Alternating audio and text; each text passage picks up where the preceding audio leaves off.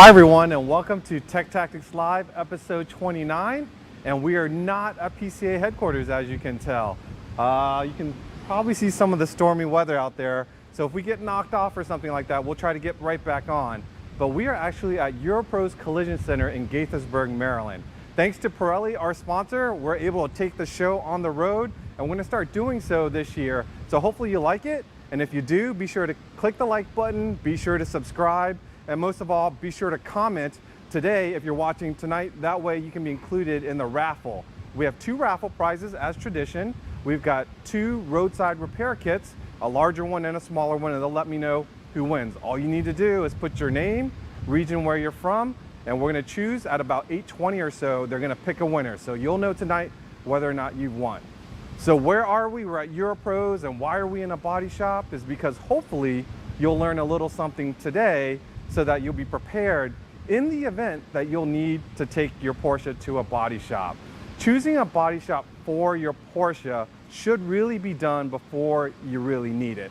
So with that, I'm just gonna share with you the agenda before I introduce our guests.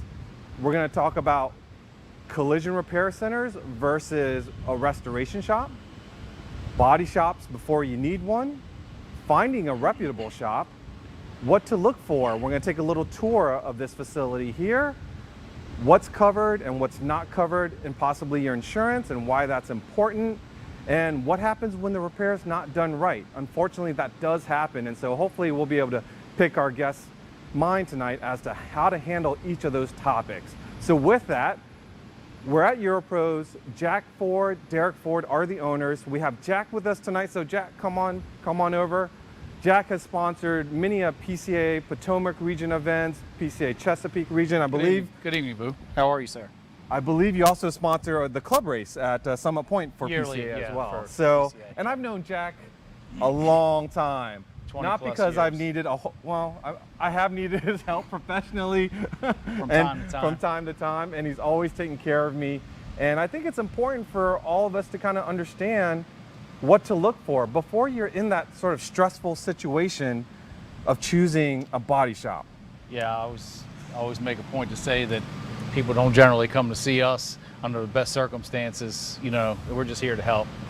Yeah. This is Derek and I have strived for 20 years to, reach our hand out and help the community in any way possible. So. And you have. A lot of our members have been here. There's a couple of PCA member cars here that you'll see behind us. And Derek is also instrumental in this, running all of this. And I know Derek couldn't be here tonight, but I picked his desk. And every day he starts right here at this mobile desk unit and getting all of his crew started. Starts with good morning, ladies. Good morning, ladies, exactly. So he's instrumental. Like, he runs this whole facility. Like, this place would not operate without him. It's like, he keeps it running like a clock.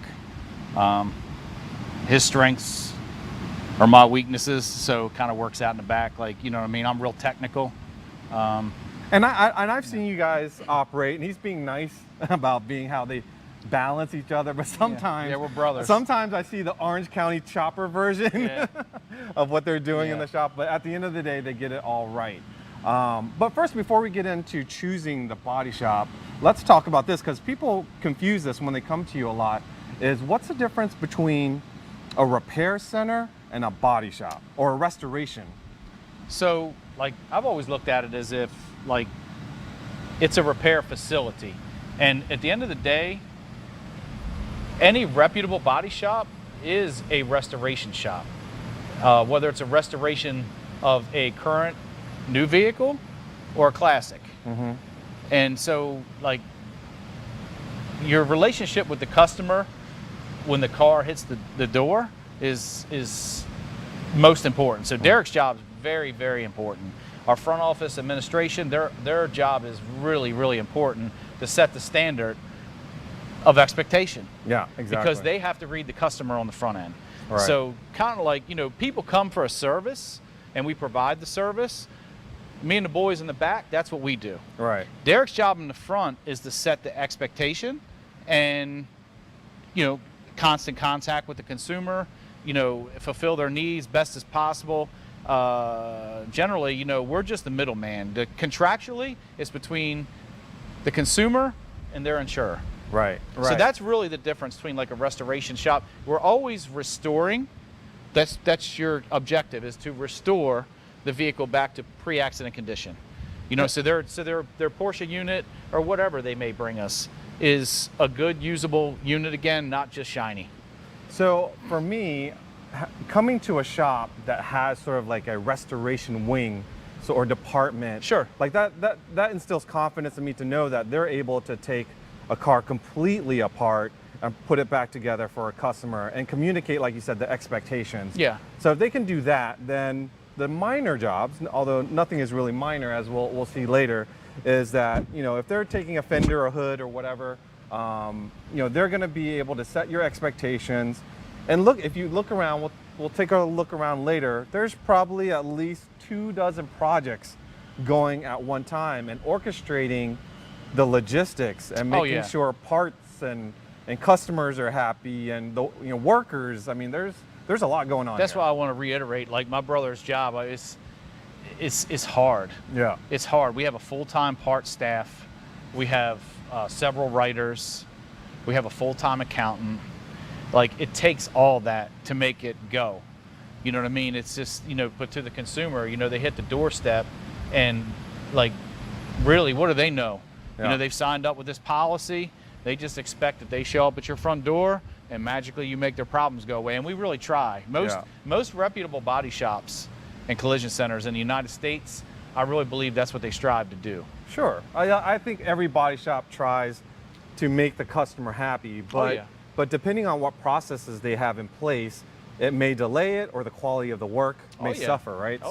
So just from the very first step into the facility, I think when I pull into your parking lot and I'm just looking at the mix of cars, right? I see Porsches, I see high-end cars, and I see regular cars too.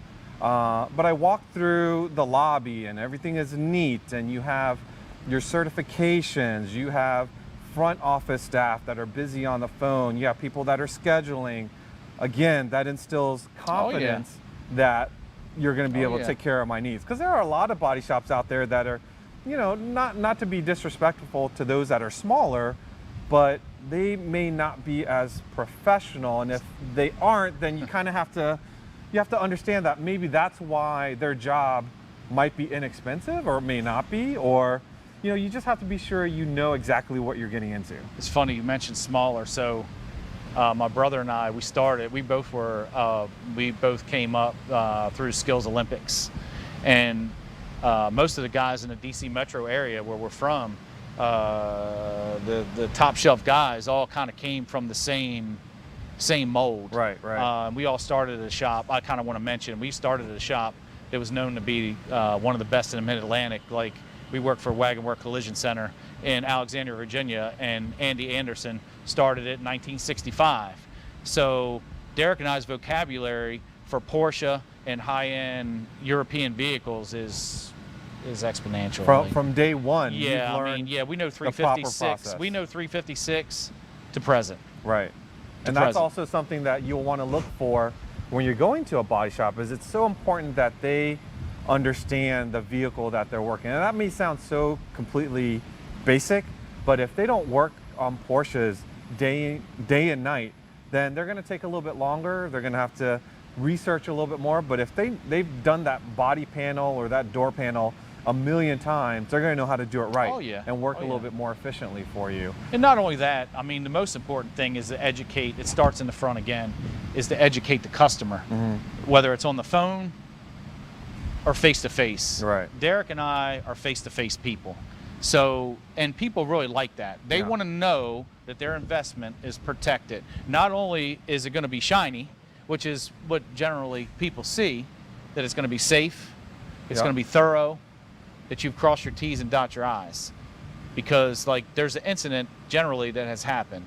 And when there's an incident involved, you can only see what's in front of you. Right. You cannot see, you know, like, we may ask the insurance company, okay, so the gentleman or the young lady may have hit a curb.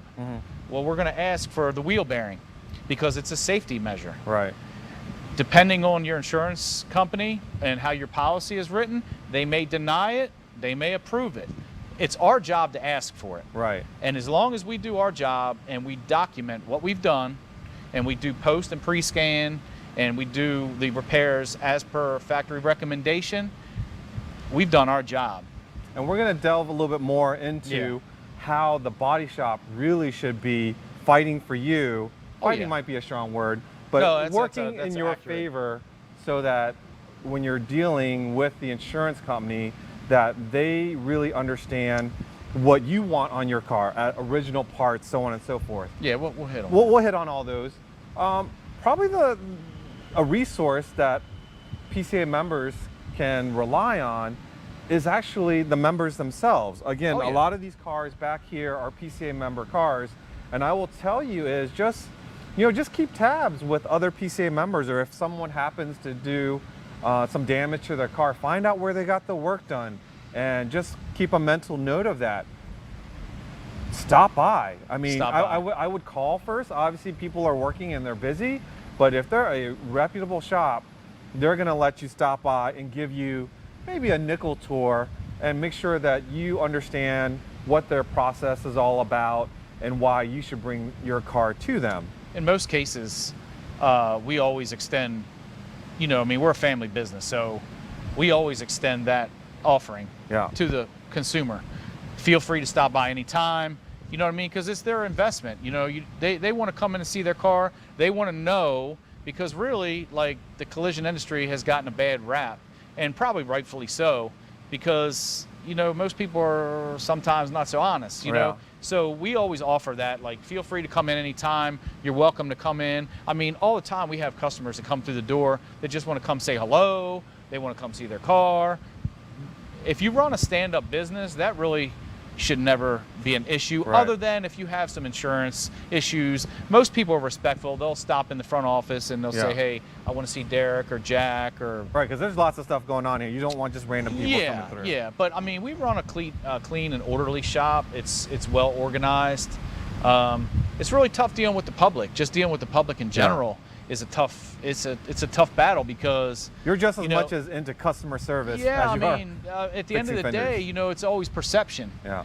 It doesn't, like we're in the middle of this pandemic, and so I was reading today, there's a whole slew of cargo ships sitting at the port on the East Coast, the West Coast, and I talked to a good friend of mine last night at length, and a lot of our parts are sitting.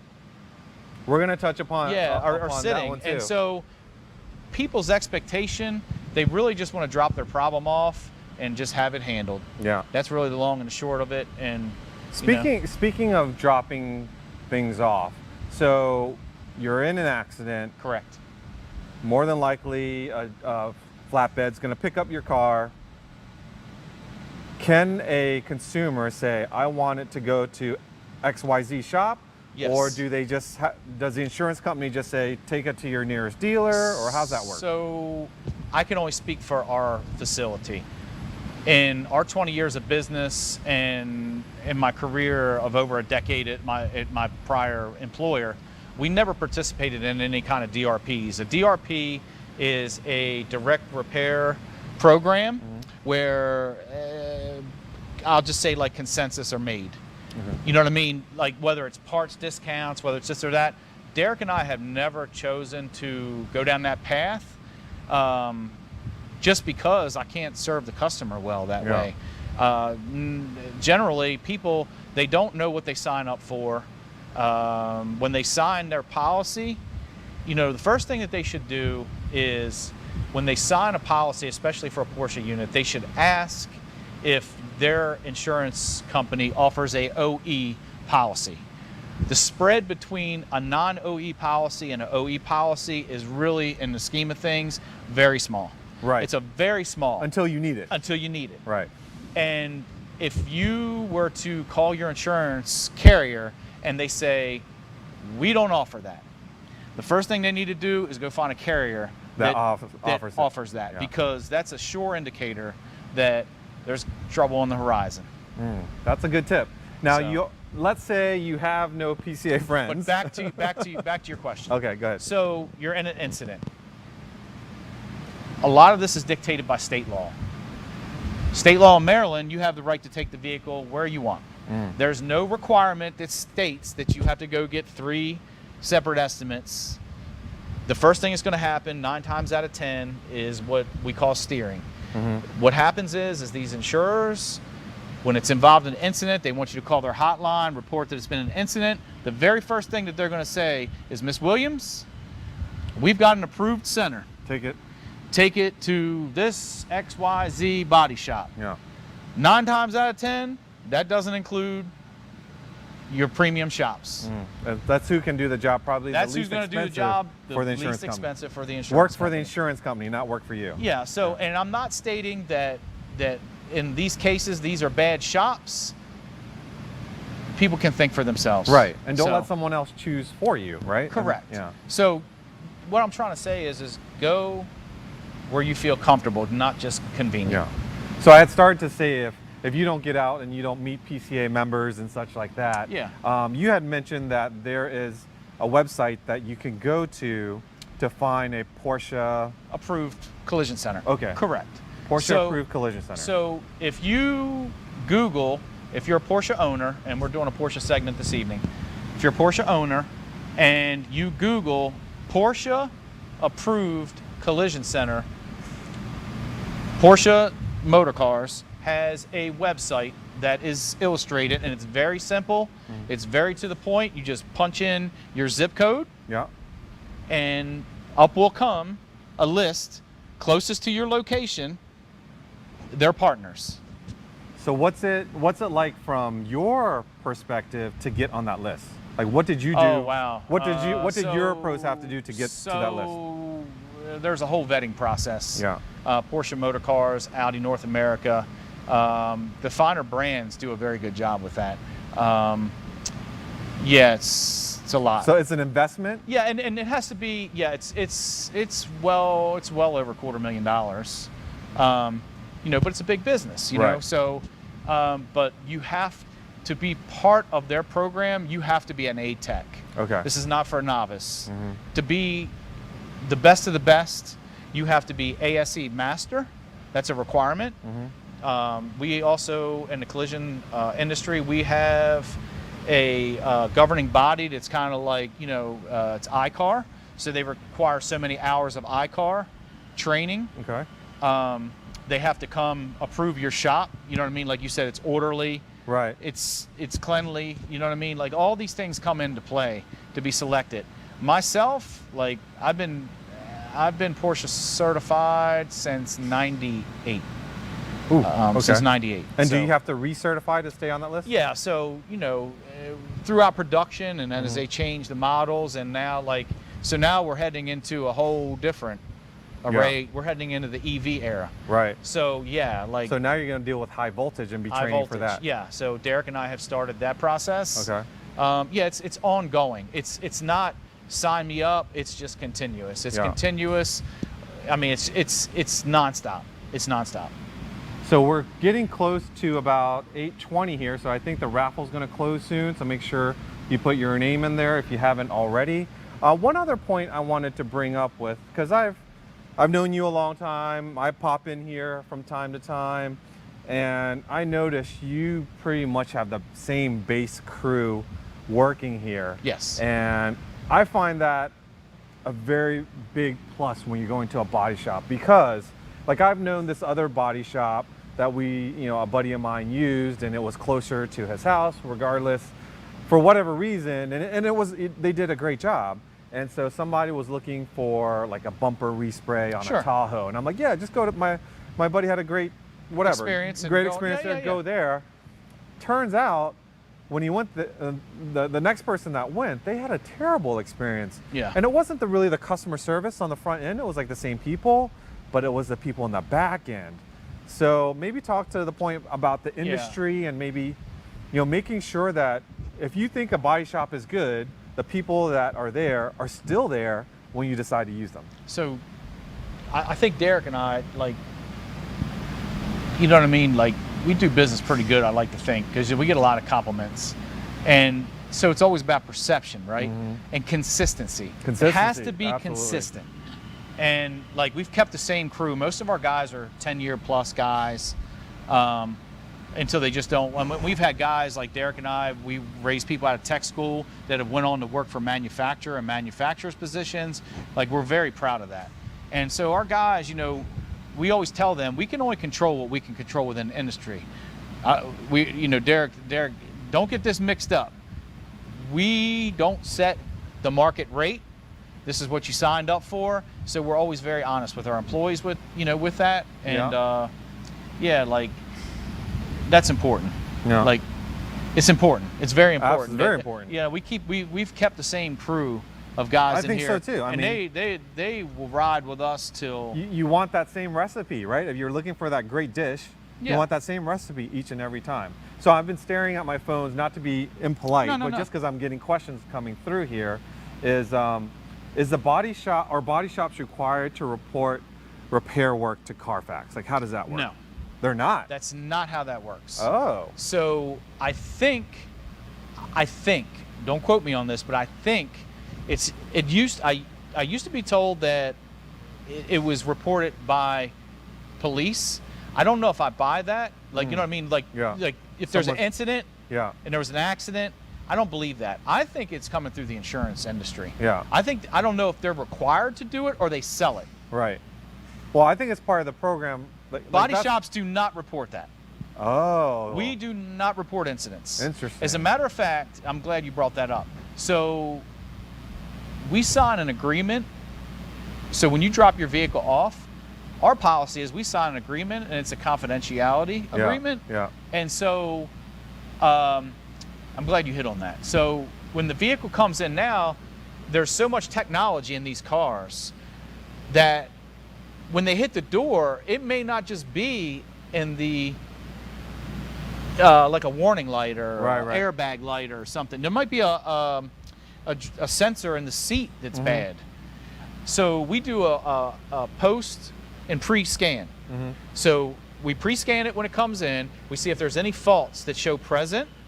And when we're complete, we document that as well. And then we upload that into the file. So we have that. It protects us, but also, like, that's really the consumer's private. Yeah, I get it. You know, so we run into all that. So there's a lot more to just making a shiny paint job. Right. And then, so that's why it goes back to what I said in the beginning with educating the customer. Right. On the front end. If something makes it into Carfax, Has nothing to do with the body has shop. nothing to do with body shop. Absolutely not. Someone else reported that. Yes. It's good to know. Real quickly, wanted to congratulate Britt Danley of the Peach State region for winning the AAA Excursion Road Kit. Nice.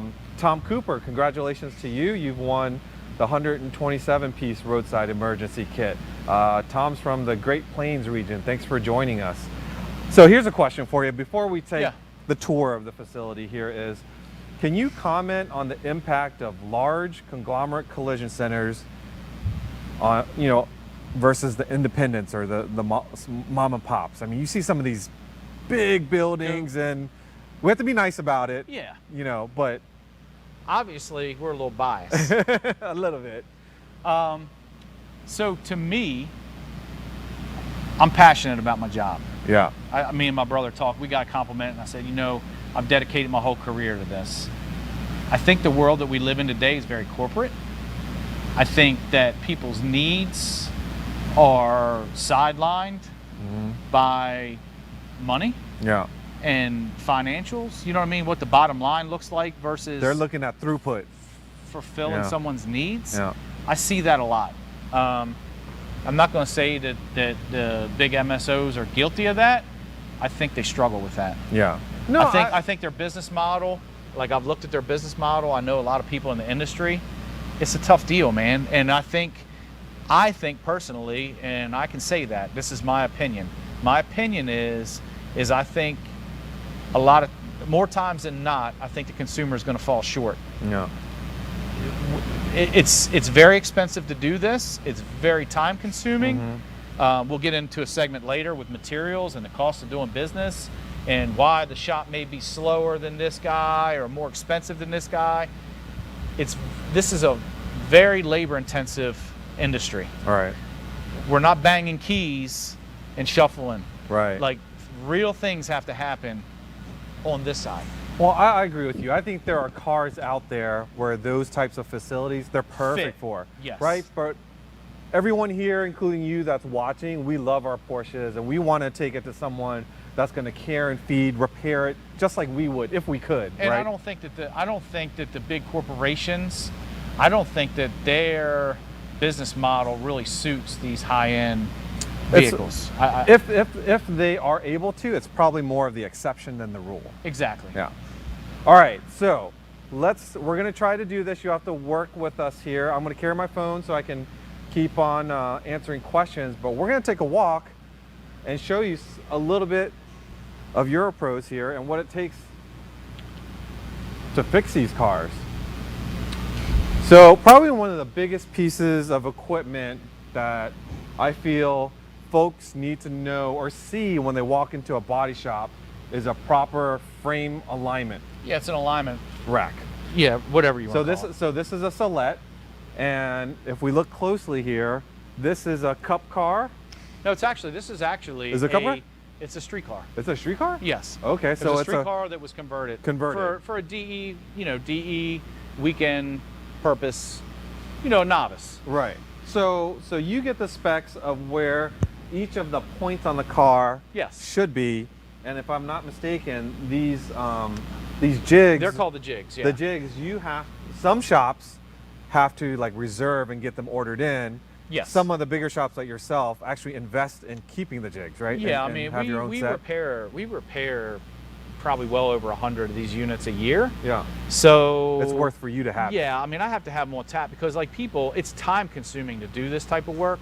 So I need to have the parts and pieces on tap that I need so we can cycle these things through as fast as possible. And if you're getting your Porsche repaired and they don't have this machine, or something very similar, but if they're not putting it up there to measure it, make sure it's nice and square before they repair, if they do the repairs where it's not square, it's going to be imperfect for the rest of its life. Exactly. Yeah. And in drivability, from a racing standpoint, they have to scale and balance really well. Right. Most teams that we work for a lot of professional teams all across the country. The main concern is that it handles and it performs as well as it did prior to the incident. It's all about processes. So like Derek, they have their process on the front end. We have like our own set of SOPs that we use. So when the car comes in, we disassemble it 100%. The first thing that we do is we totally degrease and scrub the chassis for the repaired area. If you went to go have, say, your broken arm fixed, the first thing they do is cleanse you. First thing they do. That's what we do. We clean the chassis. That way we can inspect the chassis. We can see exactly where the damage is at, because like 9 times out of 10, if this is all covered in rubber, you wouldn't notice this. When we clean all this out of here, we notice this is buckled. This has got a buckle in there. That does 2 things. It's going to have to be painted and refinished at some point in time. So you're already ahead of the curve, and it's just having a repair plan. Like most people don't have a plan. Yeah. Most people in this industry, like one of the gentlemen that was here this evening asked something, and I said, we participate. We were Tesla certified. We've disconnected ourselves from that program. We're currently part of Audi. We're Audi Structural Aluminum and Porsche. So we stick to what we're good at, that we can serve well.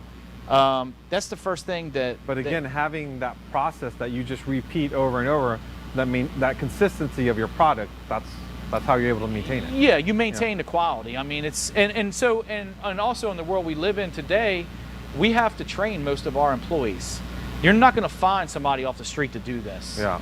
And I was getting to the point. So, being part of these programs, you have to go to conferences or training. It's always the same people. Oh, really? Yeah, I could count on 2 hands. If I sit in class world, at right? Audi, it's the same guys that are in Tesla. It's the same guys that are with Aston Martin or Mercedes or Jaguar. It's really, when you get to this level, it really gets squeezed down. It really gets squeezed down. All right, well, let's take a look at this next car, because this car broke my heart, but this car really breaks my heart here. to see it in this condition. So I'm going to throw a question out to you all. One, do you guys know what this is? Yeah. And two, do you think this car is repairable? Hint, hint, carbon fiber everywhere. Just look at it. And I'm going to give you a second to guess here, and I'll see how everybody does here online. So Jack, this car is, how would you say, pretty messed up. I mean, but the thing is, I see the quarters in the back, it looks pretty straight. It needs front bumpers, maybe some fenders. And I know this car is a very, very high value car. So I'm guessing that, you know, the insurance company, and it's a new car. Yes. So the insurance company is going to shell out money to fix this thing. Oh yeah. So is this repairable or is it not? So the client calls me and said, I've had an incident. I looked at it. It's really muddy, but it doesn't look that bad. There's no dents. There's no scratches. I don't see anywhere it's hit. It looks like the bumper's broken, but the car went airborne. Oh my goodness. I said, okay, so the car went airborne. It's probably not that bad. So they delivered it on a Sunday, and like I met the driver and made sure it was secure and put it in the yard. And so it goes back to process. So the car's covered in mud. It's a mess. So the first thing we do is we wash it. Clean it off. We clean it off so we can look at it and inspect it. So I'm looking at it, and so we'll take a walk around the car. So I look at the car, and like, this thing's got composite Kevlar carbon fenders, hood. So I inspect the hood, no breakages there. Look at the door, roof looks good. Door seems actually look pretty good over here. Look at the door gaps, open and shut the doors. No evident damage. Gaps over here look pretty good. So I look at the wing, you know, I'm looking at all the high, so I say, well, it's got suspension damage. So I look, and it's got a broken upright, and it's got a broken cast. They're designed to break. Yeah. They're designed to take the brunt of the force. Yeah. So I call the customer and I said, listen, we're gonna have to remove the engine transmission and drop the suspension, and we're gonna bench it. We're gonna jig the car up and see how far we're gonna off see if the casting measures out. Okay. So I inspect the casting. These the extrusions on these cars are cast. The extensions that are designed to fold up, and they're like a billet extrusion that I believe they're kiln welded with castings that hold the engine mounts, and they're modular. These new Porsche units are all modular. Sure. So they're made to repair.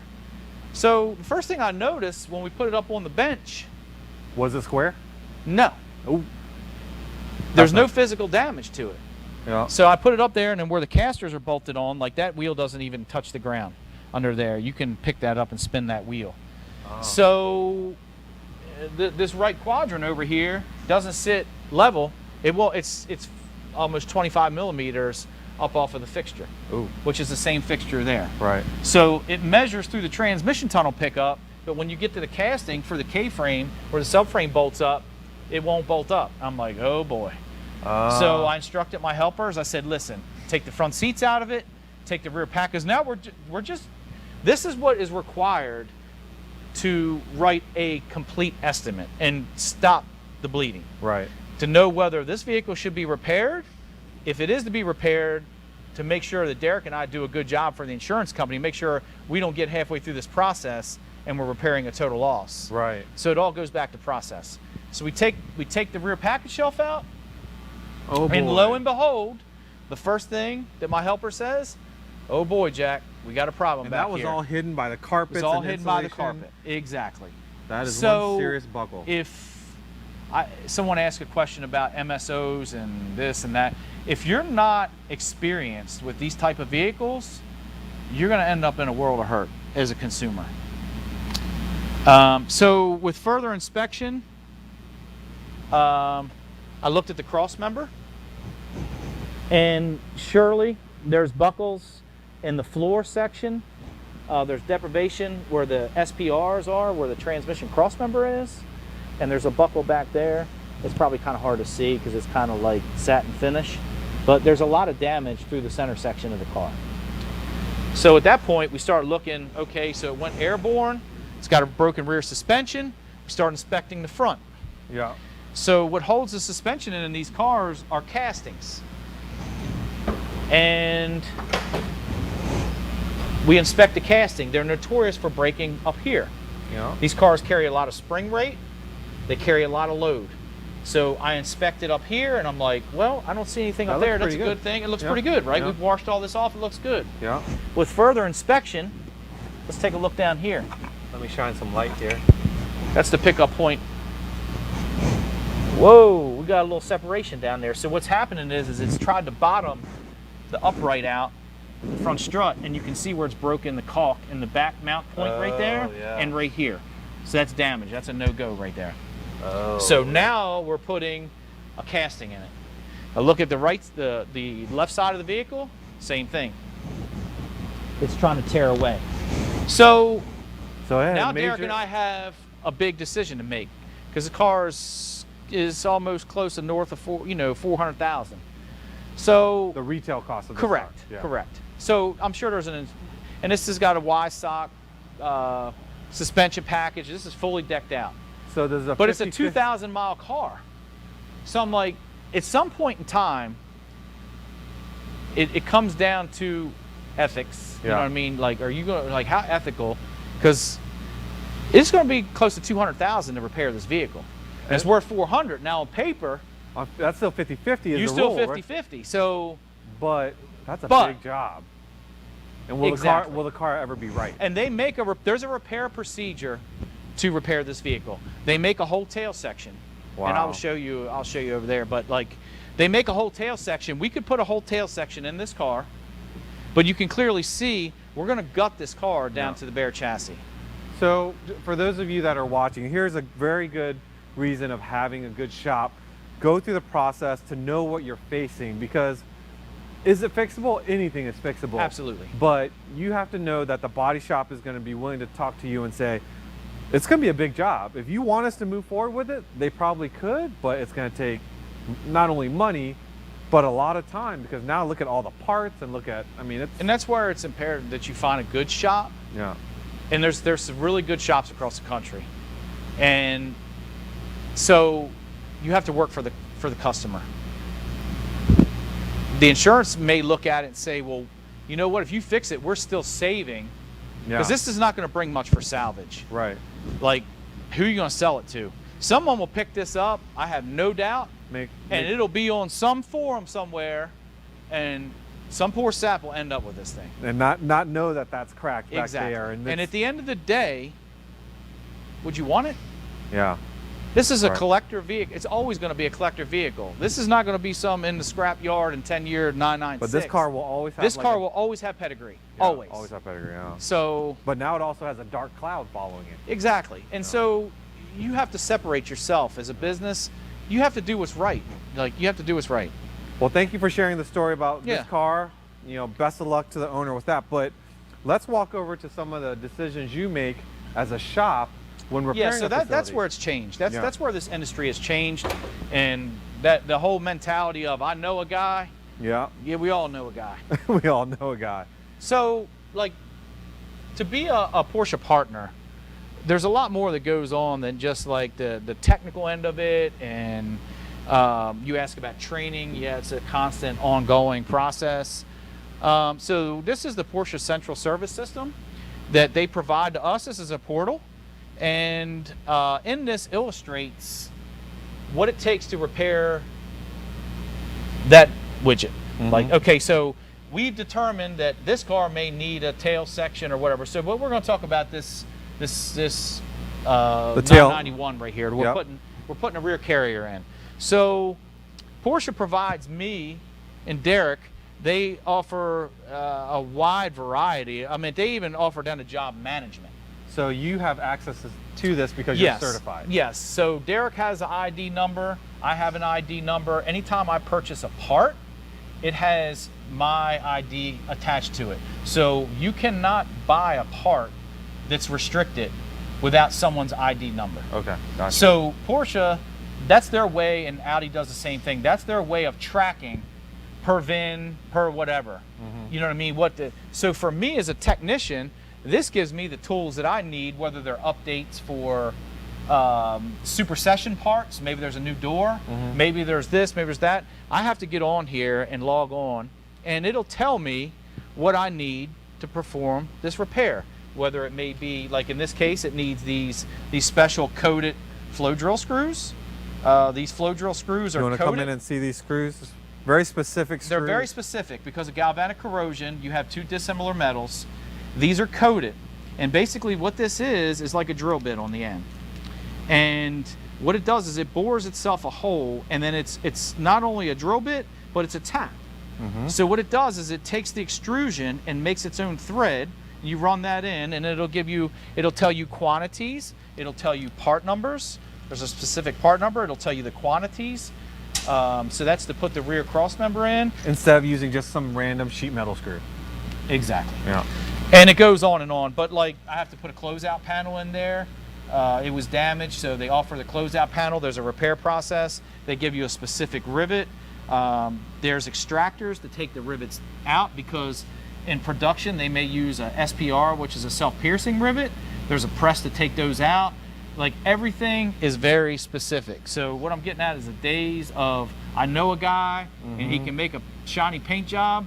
That's the guy you don't want to go see. All right. Like, All if right. you have a specialized vehicle like this, always remember you're putting yourself and your children Yep. or your livelihood in this vehicle. There's a lot more to this here. Tell me about these Yeah, pieces so here. so the extrusion in the back is constructed of two pieces. This is a casting. So this is a cast piece that they use from the factory, and then this is the extrusion. The extrusion is like a billet material. This is a cast material. So they take these two materials and bond them together. If I had to guess at the factory, when they produce these parts, if this has a broken seam, they do not want you welding this. I would assume, because cast is it's temperamental when you weld it. But you could weld it. You could. You could weld it. I could TIG weld this back together, or I could use my inverter welder and But you weld it back shouldn't. together. The problem is the cooling effect. Okay. And anytime you get expansion and contraction, things move. Cast is very apt to crack. Okay. And you notice in the incident, where did it crack?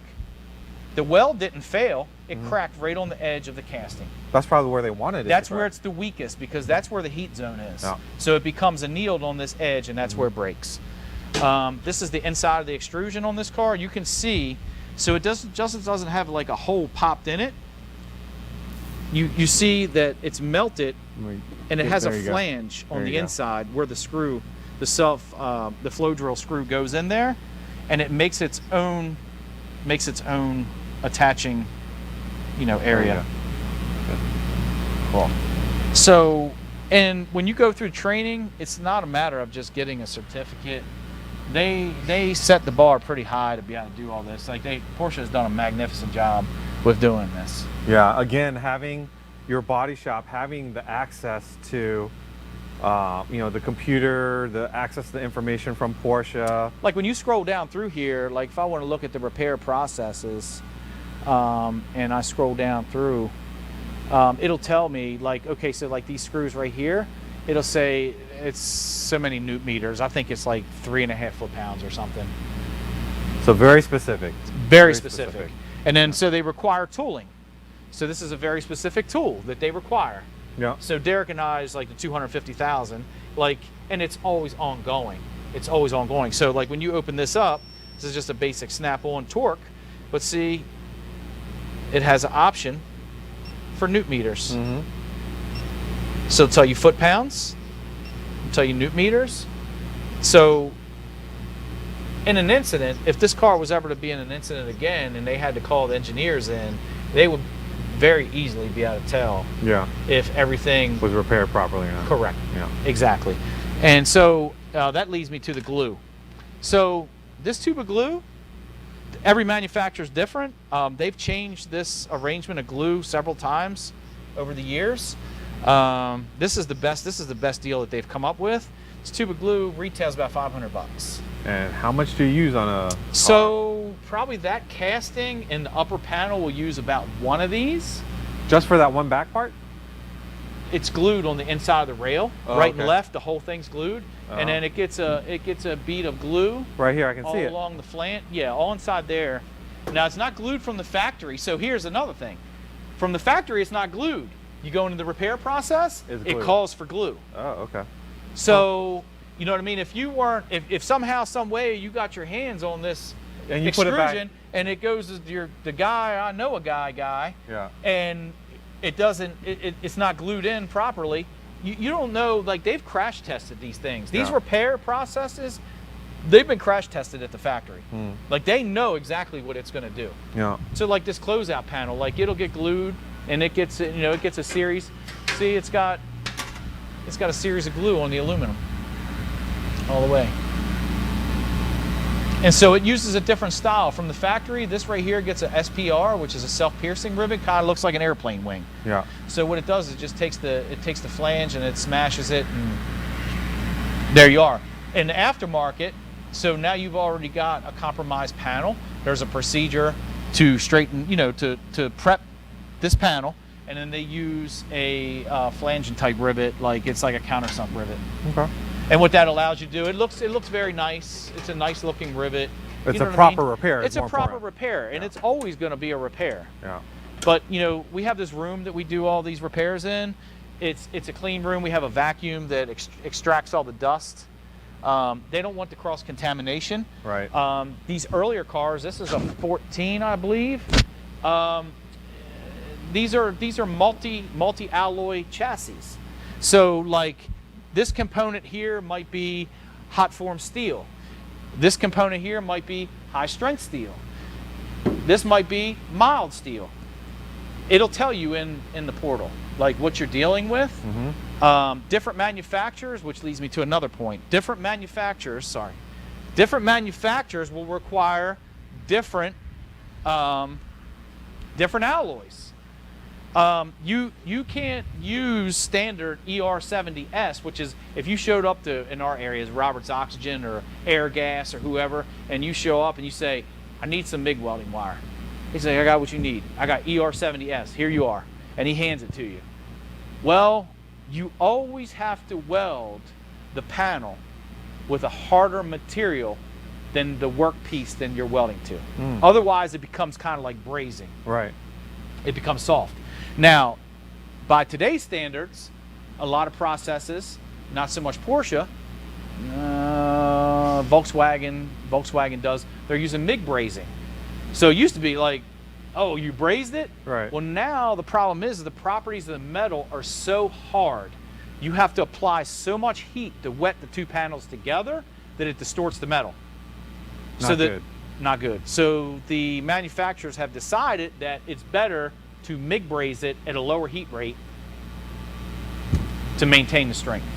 Now I see you've got a couple of different brands of things there to make a point. So the glue, I was going to make the point. So here we have Fuser. This is a Lord product. There was a Dow product that looks very, very similar that the Teslas were put together with. BMW, we're putting a BMW quarter panel on, requires this glue. And the Porsche glue is, where'd the Porsche glue? It's over there on the cart. Yeah. So we've got three different materials here. I know for a fact that this one, I'm pretty sure, is a, I forget what's the name of the company that makes this. But anyway, so we've got this one. This is a German. This is distributed by. This is a Porsche product, but it's not. Porsche doesn't make this. They sublet it out to someone. This one's red. This one's green. This one's blue. Three identical tubes. I look at the back, the cartridge, look the same, right? Are the glue properties the same? That's what you don't know. Oh. Here I have a Fuser bonding agent. Lord Fuser, right? Yeah. Lord Fuser, same company, says metal bonding adhesive. Excuse me. Says approved by GM for Ford Motor Company and Chrysler, Mazda, and Nissan.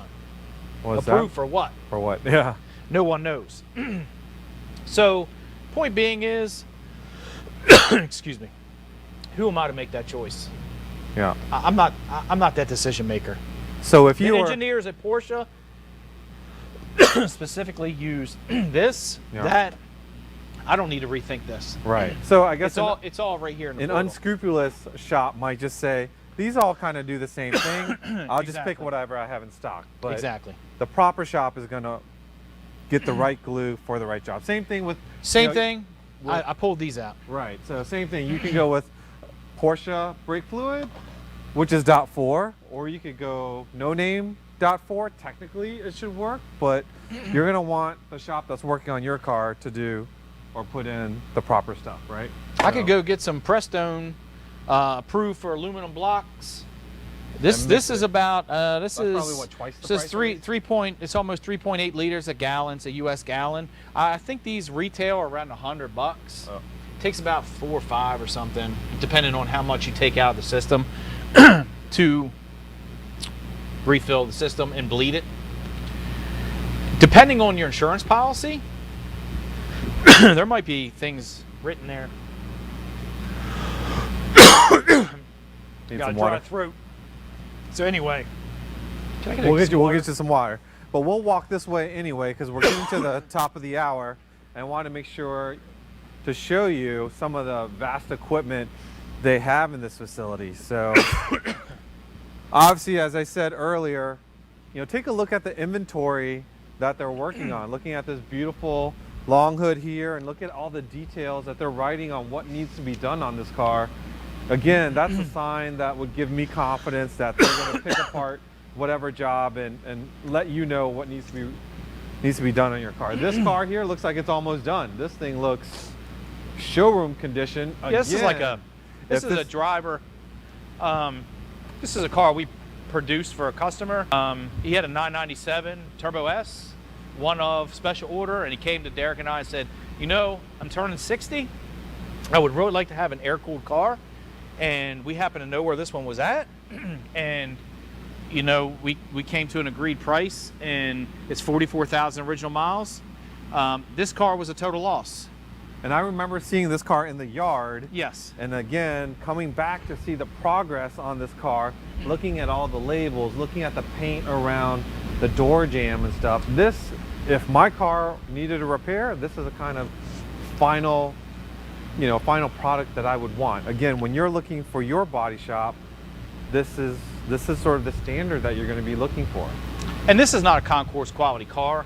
This is a driver, nice driver. quality. This was an original unrestored car that we just stripped to bare metal. We refinished it. It had zero rust, zero dents. It had no structural damage. The only thing that was wrong with this vehicle is the wing was broken. It needed a new deck lid, impact cushions, rear reflector, taillight lenses. That's all that was wrong. This guy had transporter coverage, and under state law in Maryland, 70% of 12,000 doesn't get you very far. So this car was written off as a total loss, and that's the history of this vehicle. And But you've brought it back to life. yeah, It's I mean, beautiful. and the guy can drive it. It's a very nice driver. It's not a garage queen. He can take those little cars and coffee and dine and drives, and it's perfect for that.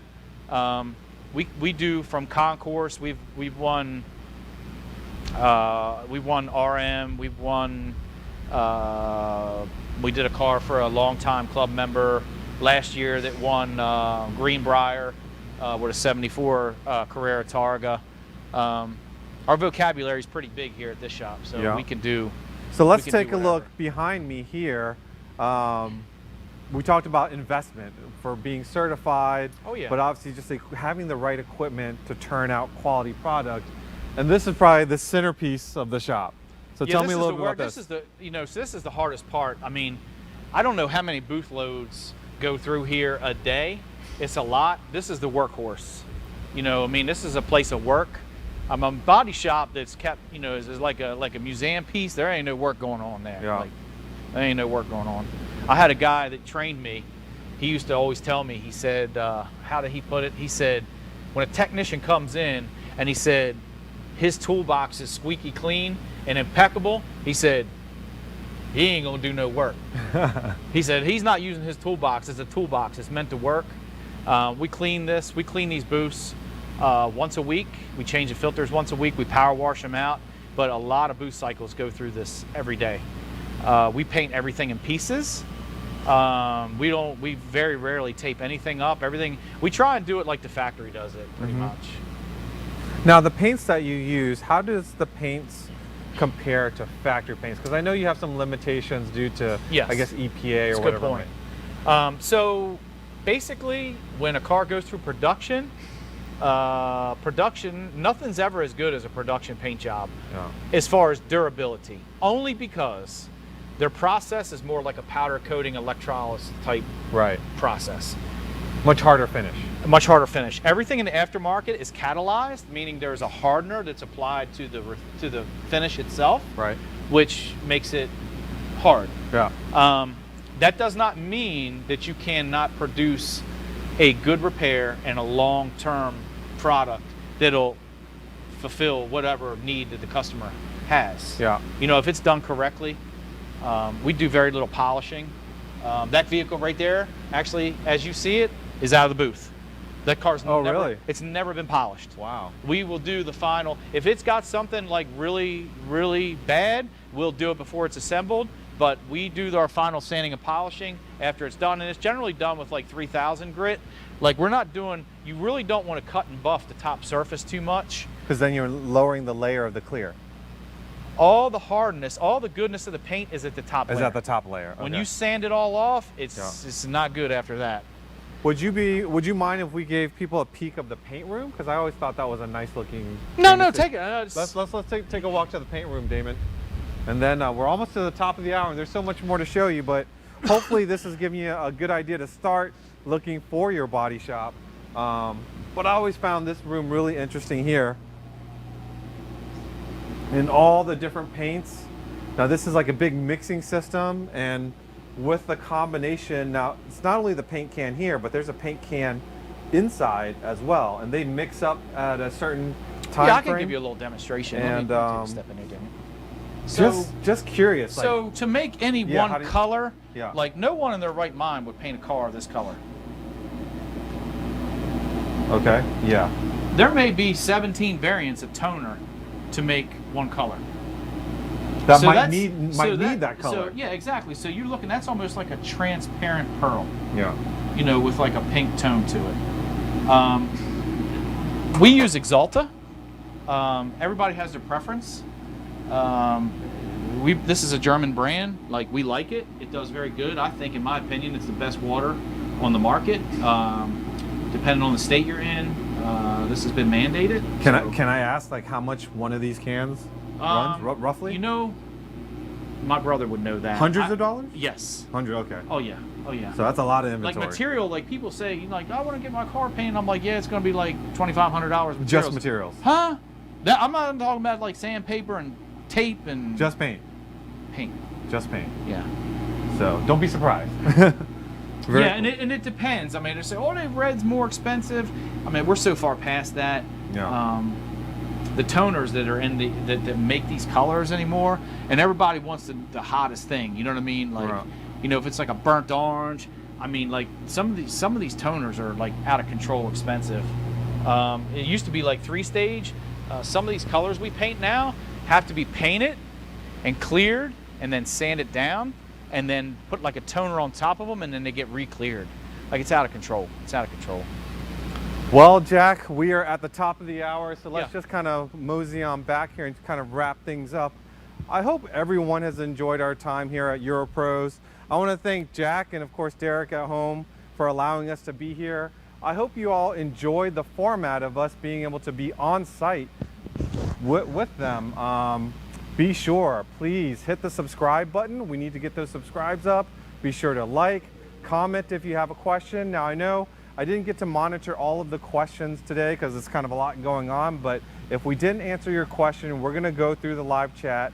We'll answer those questions and then post up the answers later for you. So actually, I'm Andrew Jackson. So on Facebook, I'm Andrew Ford. that's right. So I'm Jack short. Like, I'm Little Jack. My dad was Big Jack. I'm Little Jack.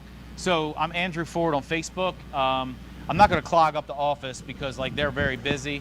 But if anyone has any personal questions, they can reach out to me on Messenger, and like I help a lot. Like, I'm on a lot of forums. I don't participate in the forums, but like I help out anytime I can. I can't imagine how he does that because he's working so hard here. this is the time that he normally leaves this place. Yeah, This yeah. is not, he's not here late because of us. He's usually here born. working late till this time. So I don't know when. Well, because I get to bed. I mean, because I generally read like at night before I go to bed. I kind All of right. unwind. Like,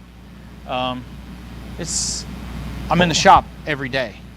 Derek and I are very hands-on. Live so, it, breathe it yeah, every day. Man, like, so I'm in the shop constant. You know, I have a team of 2 guys that I work with. I can't see a time. I get frustrated from time to time. You know, I just can't see a time where I don't do this. Like, Well, I'm glad. it's 32 years. I'm Like, glad and that it's you do gone it by like because that. I do have a project. Hopefully down the road we'll get to work on. Yeah, we're going to do a together. project together. We got a 914 that we're going to do together. And All so- right, you heard it here first, ladies and gentlemen. And with So- that, I'm going to say goodbye until the next Tech Tactics Live. Thank you for joining us. Yeah, thanks for everybody's time. Bye.